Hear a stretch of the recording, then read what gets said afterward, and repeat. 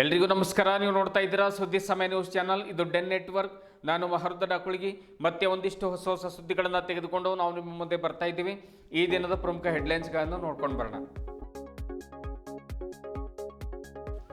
ಹಿಂದೂ ಸಮಾವೇಶಕ್ಕೆ ಭಾಲ್ಕಿ ಪಟ್ಟದೇವರ ವಿರೋಧ ಸಲ್ಲದು. ಬಸವ ತತ್ವವನ್ನು ಗುತ್ತಿಗೆ ಪಡೆದವರಂತೆ ಪಟ್ಟದೇವರು ವರ್ತಿಸಬಾರದು. ಬಸವಾದಿ ಶರಣರು ಎಲ್ಲರಿಗೂ ಪೂಜ್ಯನೀಯರು. ಹಿಂದೂ ಸಮಾವೇಶದಲ್ಲಿ ಹೆಚ್ಚಿನ ಸಂಖ್ಯೆಯಲ್ಲಿ ಪಾಲ್ಗೊಂಡು ಕನ್ನೇರಿ ಶ್ರೀಗಳ ಕೈ ಬಲಪಡಿಸುವಂತೆ ವಿಷ್ಣುಕಾಂತ್ ಬಿಜೆ ಕೋರಿಕೆ. ಪಲ್ಸ್ ಪೋಲಿಯೋ ಲಸಿಕೆಯನ್ನು ತಪ್ಪದೆ ಹಾಕಿಸುವಂತೆ ರ್ಯಾಲಿ ನಡೆಸಿದ ಡಿಎಚ್ಒ ಕಚೇರಿ ಸಿಬ್ಬಂದಿಗಳು. ಜೂನ್ 28ರಂದು ಮಕ್ಕಳಿಗೆ ಪೋಲಿಯೋ ಹಾಕಿಸುವಂತೆ ಮನವಿ.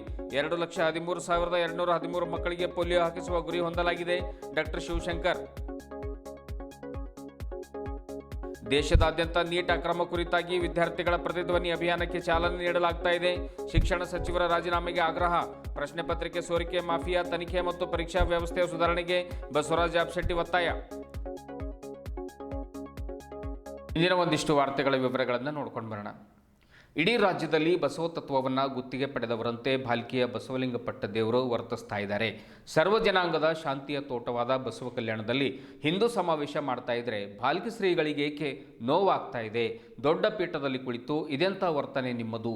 ಸುಧಾರಣೆ ಮಾಡಿಕೊಳ್ಳಿ ಎಂದು ನಟ ನಿರ್ದೇಶಕ ವಿಷ್ಣುಕಾಂತ್ ಬಿಜೆ ತಮ್ಮ ಆಕ್ರೋಶವನ್ನು ಹೊರಹಾಕಿದ್ದಾರೆ. ನಗರದಲ್ಲಿ ಸುದ್ದಿಗಾರರೊಂದಿಗೆ ಮಾತನಾಡಿರುವಂಥ ಅವರು, ಕನ್ನೇರಿ ಶ್ರೀಗಳಿಗೆ ಬಸವ ಕಲ್ಯಾಣಕ್ಕೆ ಕಾಲಿಡಲು ಬಿಡುವುದಿಲ್ಲ ಎಂದಿದ್ದೀರಿ. ಬಸವಾದಿ ಶಿವಶರಣರ ಎನ್ನುವಂಥ ಶಬ್ದ ತೆಗೆಸ್ತೇನೆ ಅಂತ ಹೋರಾಟ ಪ್ರಾರಂಭ ಮಾಡಿದ್ರೆ, ಆದರೆ ನಿಮ್ಮಿಂದ ಸಾಧ್ಯವಾಯಿತಾ ಎಂದು ಭಾಲ್ಕಿ ಪಟ್ಟದೇವರಿಗೆ ವಿಷ್ಣುಕಾಂತ್ ಬಿಜೆ ಪ್ರಶ್ನೆ ಮಾಡಿದ್ದಾರೆ. ಮಾನ್ಯ ನ್ಯಾಯಾಲಯದ ತೀರ್ಪು ನಮ್ಮ ಪರವಾಗಿ ಬಂದಿದೆ ಎಂದು ಬೀಗ್ತಾ ಇದ್ದೀರಿ, ಸಂಭ್ರಮಾಚರಣೆ ಮಾಡ್ತಾ ಇದ್ದೀರಿ. ಭಾಲ್ಕಿ ಶ್ರೀಗಳೇ, ನೀವು ಸೋತಿದ್ದೀರಿ, ನಿಮಗೆ ನಾಚಿಕೆಯಾಗಬೇಕು ಎಂದು ನಟ ವಿಷ್ಣುಕಾಂತ್ ಭಾಲ್ಕಿ ಶ್ರೀಗಳ ಮೇಲೆ ತಮ್ಮ ಆಕ್ರೋಶವನ್ನು ಹೊರಹಾಕಿದ್ದಾರೆ.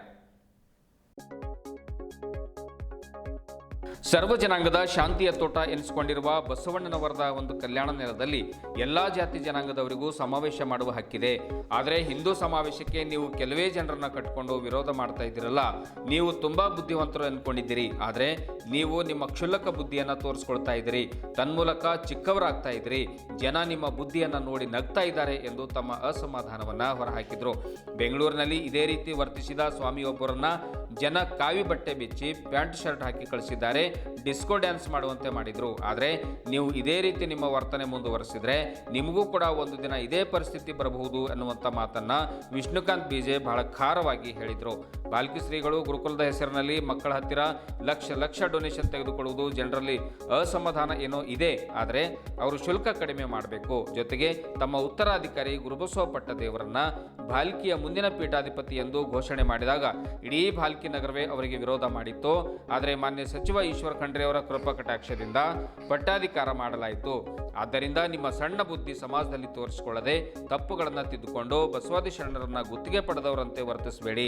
ನಿಮ್ಮಂಥ ಸ್ವಾಮಿಗಳು ಇಂತಹ ಕ್ಷುಲ್ಲಕ ರೀತಿಯಲ್ಲಿ ವರ್ತನೆ ಮಾಡುತ್ತಿರೋದ್ರಿಂದಾನೇ ನಮ್ಮಂಥ ಸಣ್ಣವರು ನಿಮ್ಮ ಬಗ್ಗೆ ಮಾತನಾಡುವ ಪರಿಸ್ಥಿತಿ ಬಂದಿದೆ ಎಂದು ಭಾಲ್ಕಿ ಶ್ರೀಗಳಿಗೆ ವಿಷ್ಣುಕಾಂತ್ ಬಿಜೆ ಸಲಹೆ ನೀಡಿದರು. ಜೂನ್ 28ರ ಹಿಂದೂ ಸಮಾವೇಶದಲ್ಲಿ ನಾನು ಕೂಡ ಪಾಲ್ಗೊಳ್ತಾ ಇದ್ದೇನೆ. ನೀವೆಲ್ಲರೂ ಹೆಚ್ಚಿನ ಸಂಖ್ಯೆಯಲ್ಲಿ ಪಾಲ್ಗೊಳ್ಳಿ ಎಂದು ಮನವಿ ಮಾಡಿಕೊಂಡರು.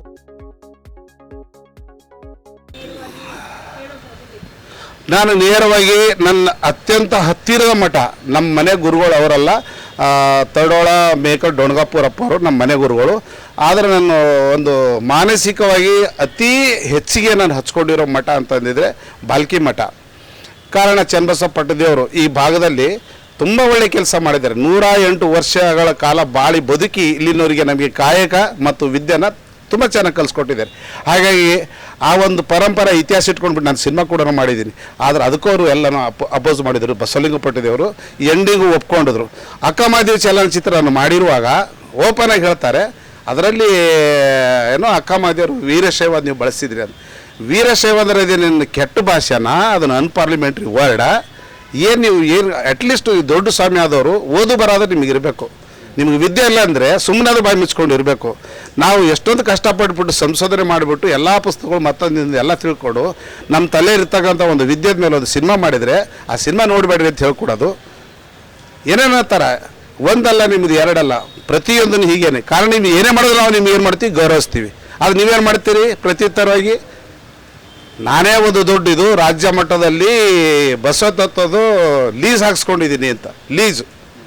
ಲೀಸ್ ಅಂದರೆ ಇದು ನಂದೇನೆ, ನನಗೆ ಕೇಳಿಬಿಟ್ಟು ಮಾಡಬೇಕು ಅನ್ನಂಗೆ, ಗುತ್ತಿಗೆ ತೊಗೊಂಡಂಗೆ. ಗುತ್ತಿಗೆ ನಿಮ್ಮದಲ್ಲ, ಯಾರ್ದು ಅಲ್ಲ.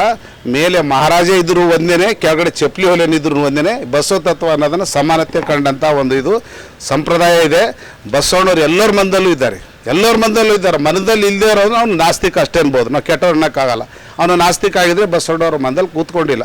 ಬಸವಣ್ಣ ಅಂದರೆ ಪ್ರೊಡಕ್ಷನ್, ಬಸವಣ್ಣ ಅಂದರೆ ಮಾರ್ಕೆಟಿಂಗ್, ಪ್ರೊಡಕ್ಷನ್ ಆ್ಯಂಡ್ ಡಿಸ್ಟ್ರಿಬ್ಯೂಷನ್ ಏನಿದೆ ಅದನ್ನು ಪಕ್ಕ ನಮ್ಗೆ ಹೇಳ್ಕೊಟ್ಟು ನಮ್ಮ ಬದುಕು ಕಲಿಸ್ಕೊಟ್ಟಿರತಕ್ಕಂಥ ಒಂದು ಬಸವಣ್ಣದ ತತ್ವ ಅಂತ ಹೇಳ್ಕೊಂಡು ನೀವು ಒಂದು 4-5 ಜನನಿದ್ರಿ, ಜಾಸ್ತಿ ಇಲ್ಲ. ನೀವೇನು ವಿರೋಧ ಮಾಡ್ತೀನಿ ಅಂತ ಹೇಳಿದ್ರಲ್ಲ, ವಿರೋಧ ಮಾಡೋಕ್ಕೆ ನೀವು ಲವ ಅಂತ ಹೊಯ್ಕೊಟ್ರೆ ನಿಮ್ಗೆ 100-200 ಜನ ನಿಮ್ಗೆ ಸಿಗ್ತಿರ್ಲಿಲ್ಲ. ಏನೋ ಕೋಗೊಟ್ಟು ಕಾಪಾಡ್ತೀವಾಗ, ಏನೋ ಹಾಗೆ ಹೀಗೆ ಅಂತೆಲ್ಲ ಏನೋ ಹೇಳಿ, ಅದಕ್ಕೂ ನೀವೇನು ಹೇಳ್ತಿದ್ರಿ, ನಾವೇ ಗೆದ್ದಿದ್ವಿ. ನಾಚಿಕೆ ಮಾನ ಮರ್ದಿರ್ಬೇಕ್ರಿ ನಿಮಗೆ. ಎಲ್ಲಿ ಗೆದ್ದಿರಿ ನೀವು? ಕಾಲಿಡಕ್ಕೆ ಬಿಡಲ್ಲ ಅಂತ ಹೇಳಿದ್ರಿ ನೀವು. ಬಸವ ಭೂಮಿನಲ್ಲಿ ಕಾಲಿಡಕ್ಕೆ ಬಿಡಲ್ಲ ಅಂದಿದ್ರಿ. ಈಗ ಅವ್ರು ಬರ್ತಾ ಇದಾರಲ್ಲ, ವೀರರಾಗಿ ಬರ್ತಾರೆ. ಅವ್ರಿಗೇನೋ ಹೆಚ್ಚಿಗೆ ಪವರ್ ಬಂತು. ವಿರೋಧಿಸೋರು ಇದ್ರು ಕೋರ್ಟ್ ನಮ್ಮ ಪರ ಹೋಗಿದೆ ಅಂತ ಬಂತು. ಸ್ವಲ್ಪ ನಾವು ನಿಮ್ಗಿಂತ ನಿಮ್ಮ ಭಕ್ತರಿದ್ದೀವಿ, ಚಿಕ್ಕವರೇ ಇದ್ದೀವಿ. ನೀವೇನು 3-4 ಜನ ಇದ್ದೀರಿ, ಎಲ್ಲರ ಜೊತೆಗೆ ಸಹಬಾಳ್ವೆ ಮಾಡಿರಿ. ಕುವೆಂಪು ಹೇಳಿದ್ದಾರೆ, ಸರ್ವ ಜನಾಂಗದ ಶಾಂತಿಯ ತೋಟ ಅಂತ.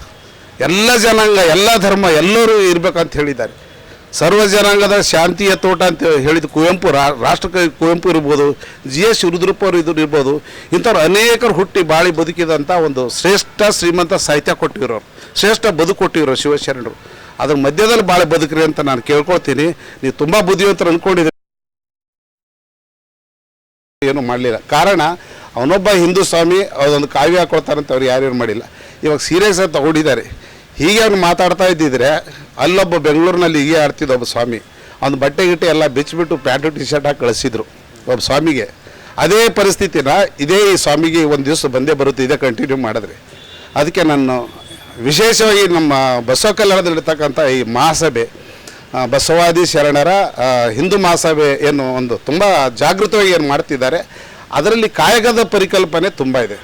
ಬಹುಶಃ ಅವರು ನಾಳೆ ಸಮಾವೇಶದಲ್ಲಿ ಏನು ಹೇಳ್ತಾರೋ ಗೊತ್ತಿಲ್ಲ. ನನಗನ್ಸಿದ ಮಟ್ಟಿಗೆ ಈ ನಮ್ಮ ಈ ಕೂಲಿ ಕಾರ್ಮಿಕರಿಗೆ ಉಪಯೋಗ ಅಂತ ಒಂದು ಸಮಾವೇಶ ಇದ್ದರೂ ಇರ್ಬೋದು. ಕಾರಣ ಆ ಕನ್ನೇರಿ ಸ್ವಾಮಿ ಮಾಡೋದು ನಾನು ಸಾಕಷ್ಟು ಕಡೆ ಕೇಳಿದ್ದೇನೆ. ಇದೇ ನಮ್ಮ ಜಿಲ್ಲೆಯಲ್ಲಿ ಎಲ್ಲ ಜನಾಂಗ ಹೋಗಿದ್ದಾರೆ, ದಲಿತರ ಇರ್ಬೋದು, ಕುರುಬ ಜನಾಂಗ ಇರ್ಬೋದು, ಮರಾಠ ಜನಾಂಗ ಇರ್ಬೋದು, ಲಿಂಗಾಯತರು ಇರ್ಬೋದು, ಎಲ್ಲರೂ ಹೋಗಿದ್ದಾರೆ. ಅಲ್ಲವರು ಬರೀ ವಿದ್ಯೆ ಕಲಿಸ್ಕೊಡ್ತಿದ್ದಾರೆ, ಕೃಷಿದ ಸಾವಯವ ಕೃಷಿ ಹೇಳ್ಕೊಡ್ತಿದ್ದಾರೆ. ಹೀಗೆ 108 ವಿದ್ಯೆಗಳನ್ನ ಹೇಳಿ ಮತ್ತೆ ಮನೆಗೆ ಹೋಗುವಾಗ ಅವರಿಗೆ ದುಡ್ಡು ಕೊಟ್ಟು ಕಳಿಸ್ತಿದ್ದಾರೆ. ಅಂಥ ಒಂದು ತರಬೇತಿದ ಒಂದು ಕೇಂದ್ರನ ನಾವು ಮೆಚ್ಕೊಳ್ಬೇಕು. ವಿಜ್ಞಾನಿಗಳು ಕೂಡ ಹೋಗಿ ಆ ಸ್ವಾಮಿಗಳ ಹತ್ರ ಹೋಗಿ ಕೇಳ್ತಿದ್ದಾರೆ. ನನಗೆ ಆ ಸ್ವಾಮಿಯನ್ನು ಅವ್ರದ್ದೇ ನನ್ನ ಚಮಚನೂ ಅಲ್ಲ, ಅಥವಾ ನನಗೆ ಅವ್ರ ಪರಿಚಯನೂ ಇಲ್ಲ, ಅವ್ರು ನನಗೆ ಯಾರೋ ಗೊತ್ತೂ ಇಲ್ಲ. ಆದರೂ ಎಲ್ಲ ಕಡೆ ನಾವು ಕೇಳಿಸ್ಕೊತಾ ಇದ್ದೀವಿ. ಹೋಗಿ ಬಂದಿರೋರು ಹೇಳ್ತಾ ಇದ್ದಾರೆ, ಅಂಥವ್ರಿಗೆ ನೀವು ವಿರುದ್ಧ ಮಾಡೋದಾಗಲಿ, ಅವರು ಮಾತಾಡಬಾರದು ಅನ್ನೋದಕ್ಕೆ ಒಂದೆರಡು ಪದಗಳು ಅನ್ಪಾರ್ಲಿಮೆಂಟ್ರಿ ವರ್ಡ್ ಅವ್ರು ಯೂಸ್ ಮಾಡಿದ್ದಾರೆ. ಹಾಗಾಗಿ ಕೋರ್ಟ್ ಕೂಡ ನೀವು ಮಾತಾಡಬಾರ್ದು ಅಂತ ಹೇಳಿರ್ಬೋದು. ಆ ಥರದಲ್ಲಿ ಈ ಮಾಧ್ಯಮದಲ್ಲಿ ಕೇಳಿ ಬರ್ತಾ ಇದೆ.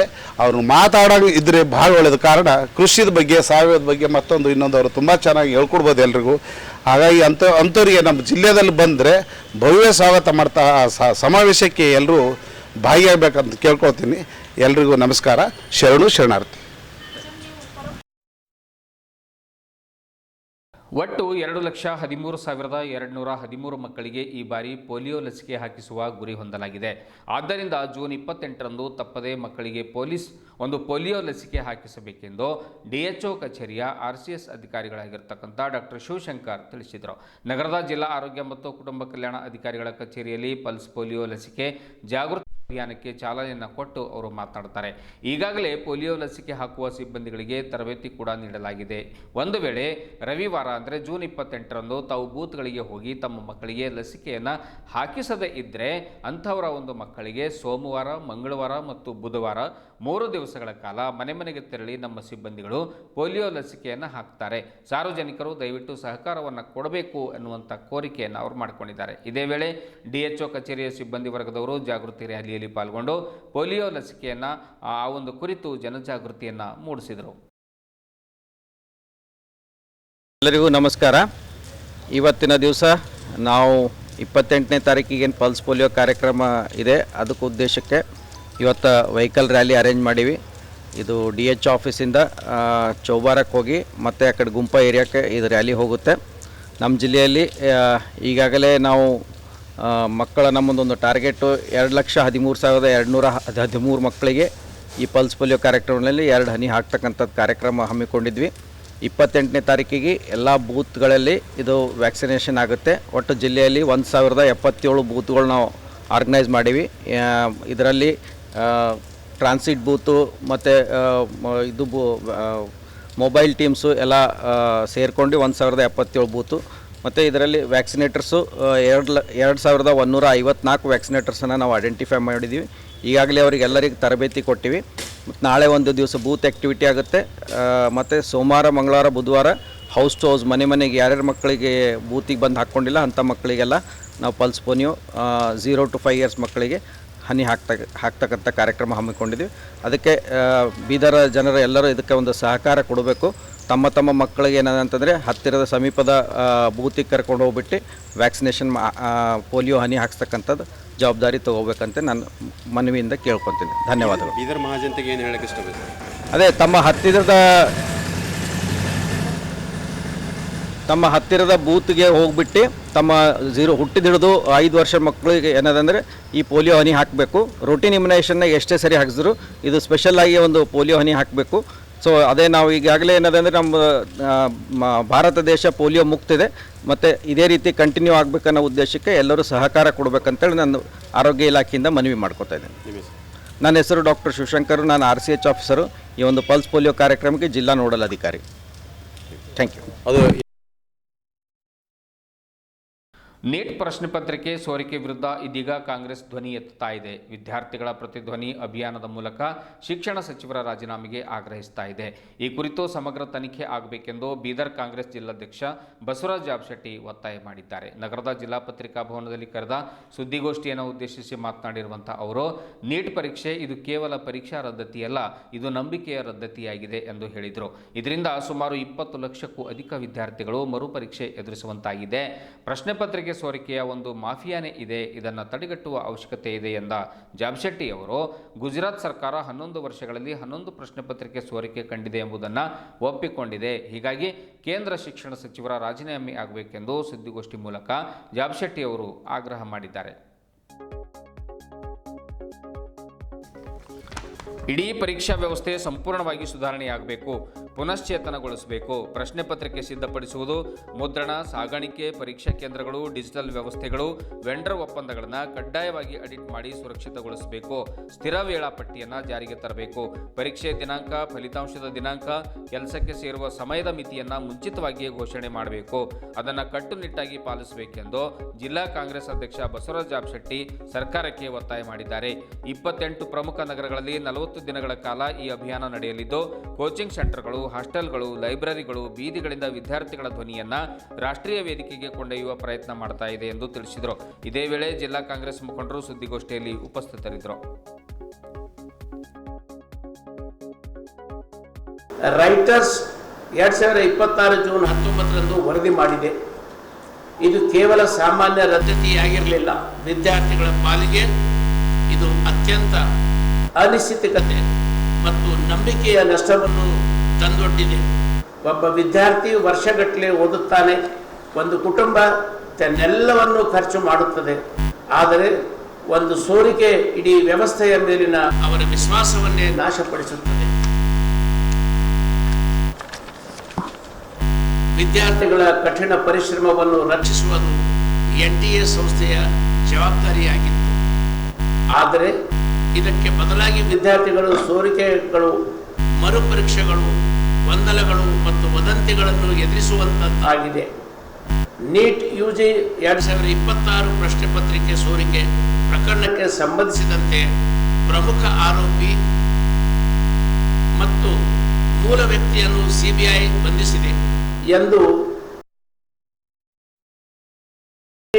ಜುಲೈ 31, 2024ರಂದು ಪ್ರಕಟಿಸಿದ ವರದಿಯ ಪ್ರಕಾರ ಭಾರತದಲ್ಲಿ 10 ವರ್ಷಗಳಲ್ಲಿ 89 ಶಂಕಿತ ಪ್ರಶ್ನೆ ಪತ್ರಿಕೆ ಸೋರಿಕೆ ಪ್ರಕರಣಗಳು ನಡೆದಿವೆ. ಇದರಿಂದ ಕನಿಷ್ಠ 6.5 ಕೋಟಿ ಅಭ್ಯರ್ಥಿಗಳಿಗೆ ತೊಂದರೆಯಾಗಿದೆ. ಇದೇ ವರದಿಯ ಪ್ರಕಾರ ಕನಿಷ್ಠ 48 ಪರೀಕ್ಷೆಗಳು ಮರುಪರೀಕ್ಷೆಗೆ ಒಳಪಟ್ಟಿವೆ ಮತ್ತು 22 ಪರೀಕ್ಷೆಗಳನ್ನು ಅವು ನಡೆಯುವ ಮೊದಲೇ ರದ್ದುಗೊಳಿಸಲಾಗಿದೆ. ಇಂಡಿಯಾ ಟುಡೇ ಜೂನ್ 26-24ರಂದು ಪ್ರಕಟಿಸಿದ ವರದಿಯ ಪ್ರಕಾರ 2019ರಿಂದ 19 ರಾಜ್ಯಗಳಲ್ಲಿ ನೀಟ್ ಯುಜಿ 2024 ಹೊರತುಪಡಿಸಿ ಕನಿಷ್ಠ 64 ಪ್ರಮುಖ ಪರೀಕ್ಷೆಗಳು ಸೋರಿಕೆ ಆರೋಪಗಳನ್ನು ಎದುರಿಸಿವೆ. ಇವುಗಳಲ್ಲಿ 45 ಸರ್ಕಾರಿ ನೇಮಕಾತಿ ಪರೀಕ್ಷೆಗಳಾಗಿದ್ದವು ಮತ್ತು ಕನಿಷ್ಠ 27 ಪರೀಕ್ಷೆಗಳು ರದ್ದುಗೊಳಿಸಲಾಗಿದೆ ಅಥವಾ ಮುಂದೂಡಲಾಗಿದೆ. ಇದು ಕೇವಲ ಶಿಕ್ಷಣದ ಸಮಸ್ಯೆ ಅಲ್ಲ, ಇದು ಉದ್ಯೋಗದ ಸಮಸ್ಯೆ. ಇದುವರೆಗೂ ಸುದ್ದಿ ಕೊಟ್ಟಿರುವ ನಾನು ಭಾರತ ಡಾಕುಳಿಗೆ ಮತ್ತೆ ಮುಂದಿನ ವಾರ್ತೆಗಳೊಂದಿಗೆ ಭೇಟಿಯಾಗೋಣ. ವಂದನೆಗಳು.